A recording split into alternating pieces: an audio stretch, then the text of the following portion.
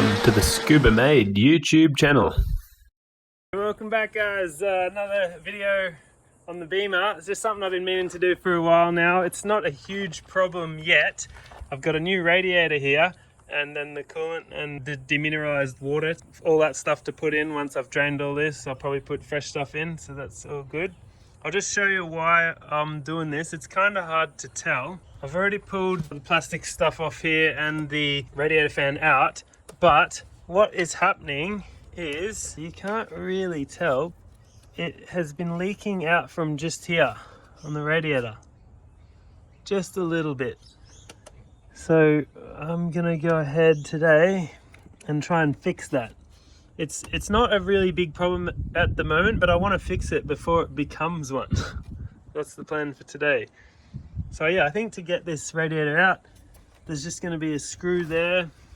Undo this hose, yeah, another little screw down there, and then the bottom hose, which should be just down there, and then that'll be pretty much it. I've got the intercooler out at the moment as well, just to give me a bit more room, because that comes out pretty easily. I got to drain the fluid too, so I better get underneath. Actually, I think you have to have the intercooler out to do this.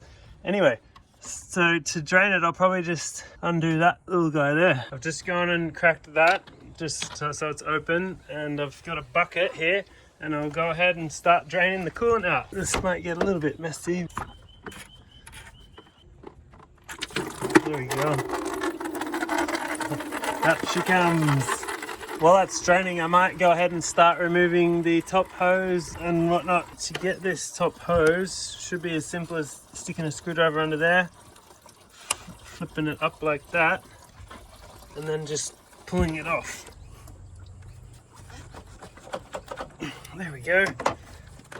Oh, that was way harder than I thought it should be. Far out. Oh, is that so hard to get off? There it is. Oh. Now I gotta get that bottom one off. Hope it's not as hard. That one came off, not easily though. That took a lot of pulling on, but finally it popped off. Now I think I just gotta get those two screws out. They're just T25s, so I'll just get both of them out. Now that I got those two screws out, hopefully this thing just pops out. Everything should be off now. Yeah, so it was leaking from just around here. Now you can see that a bit better. There we go. Well, there's a quick look at the two side by side. This one's twisted. I don't know if you can see that, but anyway, this one's nice and straight. This one's still twisted. So yeah, the leak, looking at them here, you can kind of see it's wet around there. So it was just starting to weep around there. So hopefully this one doesn't do that. I think it's pretty common that they weep a little bit in that corner. But anyway, let's try and get this one in. Before I actually put this in the car, I just want to point out, my car's manual obviously, and it had this green thing in here. And if I look at what came in this radiator, it looks really long. And what comes out of this one looks really short. But my new radiator came with this little bit, which I presume is for the manual, which should go in there just like that. Slightly different. It's just, this is a screw in, whereas this one was just like a click turn in sort of thing. I guess it doesn't fit in the new radiator. And this must be for an automatic, so I won't be needing that. Must have something to do with this hole here. Better make sure I got the right one in, or else it's gonna leak. Just dip that up with the shifter. That feels nice and tight. Now I believe it's ready to go in. I'm gonna try not to damage this thing. Best I can, at least, anyway.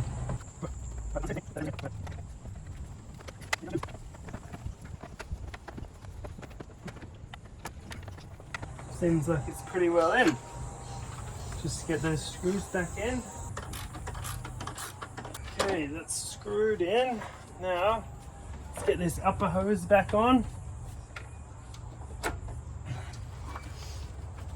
Oh, there we go. Get this lower hose on.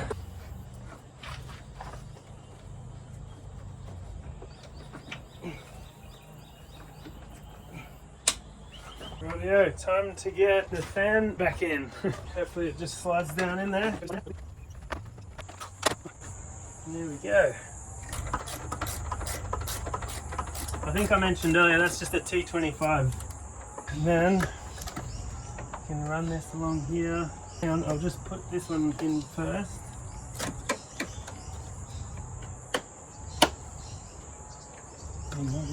Because that goes over that. Plug that back in, pop this back on, tighten that one up. I think I can go ahead and put this bit back on. These ones are just T20s. I might get the intercooler back on. It's just about done now. Just got to go and put the coolant in, fill it up. I've pre-mixed my demineralized water and my coolant, so I'm just going to start pouring that in. I have had the battery charger on here for a little while now because you're supposed to have the battery charger on when you're running the water pump without the engine on. Let's go into the car and turn that on. You might be able to hear that's on now. All I did was turn the ignition on and then turn the temperature all the way up and the fan down low and held the accelerator in for about 10 to 12 seconds. And I've got the battery charger hooked up on here as well, just so the battery doesn't go flat during this process. So now we wait and see if it works and see if I get any leaks or anything. Hopefully it works. Everything's looking good again. There's no leaks. I've let it warm up. It's not leaking anything. We can see down there.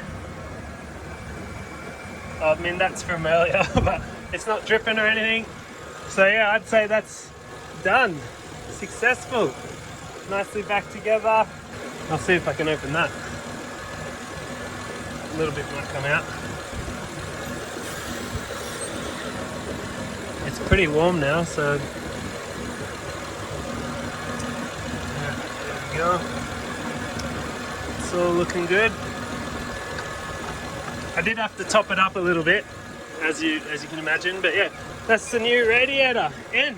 There's something I've been meaning to do for quite a while now. I bought that thing a while ago off eBay. It's finally in. No more old leaky one, and yeah, I used most of the water and the coolant that I had for it.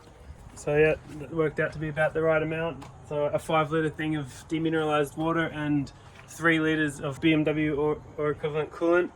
So that worked out good. Might end the video there. Thanks for watching. Share it around if you want. For us to like, leave a comment, and be sure to subscribe. Thanks very much. I'll see you in the next one. Bye bye.